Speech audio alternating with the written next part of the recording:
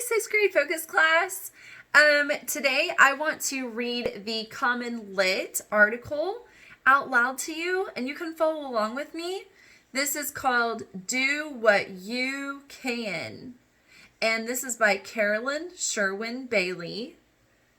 And did you know that whenever you click on this, you can also click Read Aloud? There is a button at the very top that says Read Aloud, and then you can click the play button and you can read along with it too. You can also change the font size. So if you see the letter A's on the top of the story, you can click and make this larger or smaller font, whatever you need, okay? I like when it's reading aloud to you. It also highlights each line as it goes, so that way you can visually follow along easily. All right, so this is Do What You Can by Carolyn Sherwin Bailey. This is our week 1 CommonLit assignment.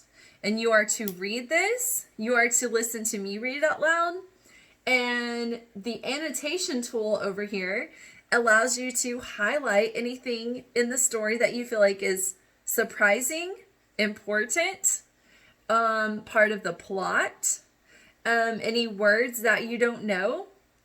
You can actually click on the word, and like the word harrowed in the first paragraph has a number 1 next to it. You can click on that and it gives you the definition of that word. How useful is that? That's wonderful.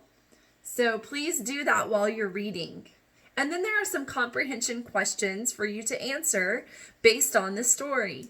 Please, please, please go back in the story, find your proof, your text evidence, and answer those accordingly. Carolyn Sherwin Bailey was a principal of an elementary school and wrote stories for her students. In this retelling of an old fable, one raindrop wishes to help a farmer water his crops. As you read, take notes on what happens after the raindrop decides to help the farmer. There once was a farmer who had a large field of corn. He harrowed it and weeded it with the greatest care, for he wanted to sell the corn and buy good things for his family with the money. But after he had worked hard, he saw the corn wither and droop, for no rain fell, and he began to fear that he was to have no crop. He felt very sad, and every morning he went out to the field and looked at the very thirsty stalks and wished for the rain to fall. One day, as he stood looking up at the sky, 2 little raindrops saw him, and one said to the other, "Look at that farmer. I feel very sorry for him. He took such pains with his field of corn, and now it's drying up. I wish I might help him." So, well, I'm going to pause there for a moment, and are you noticing that this obviously has personification? So the raindrops have feelings and they are talking to each other and they have a plan to help the farmer out, okay? "Yes," said the other, "but you are only one little raindrop. What can you do? You can't wet even one hill." "Well," said the first, "I know, to be sure, I cannot do much, but perhaps I can cheer the farmer a little, and I am going to do my best. I'll go to the field to show my good will.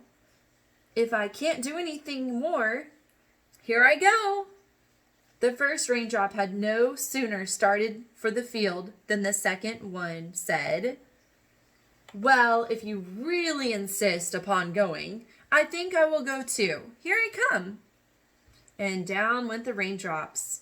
One came, pat, on the farmer's nose, and one fell on a thirsty stalk of corn. Can corn be thirsty? That sounds like personification too. "Dear me," said the farmer, "what's that? A raindrop? Where did it come from? I do believe we shall have a shower." By this time, a great many raindrops had come together, and to see what all the commotion was about. When they saw the two kind little raindrops going down to cheer the farmer and water his corn, one said, "If you two are going on such a good errand, I'll go too." And down he came. "And I," said another, "and I." And so said they all, until a whole shower came and the corn was watered. Then the corn grew and it ripened, all because one little raindrop tried to do what it could.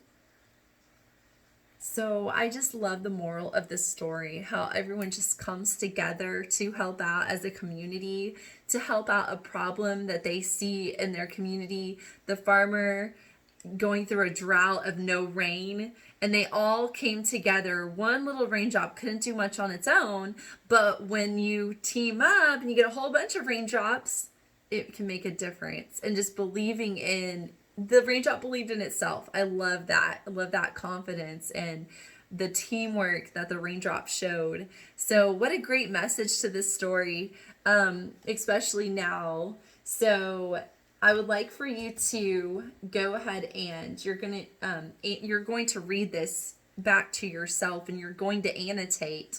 And to do that, you just click on the annotation tool, and you can highlight anything you want. Okay, there's no like rules or regulations for that. Highlight anything just like we did in class when you were reading independently at that workstation. Just highlight anything interesting or important that you want to. And then there are some assessment questions. Basically, that just means comprehension questions for you to answer, and go back in the text and find your answers to that. Okay? All right. I hope you have a great day. Bye.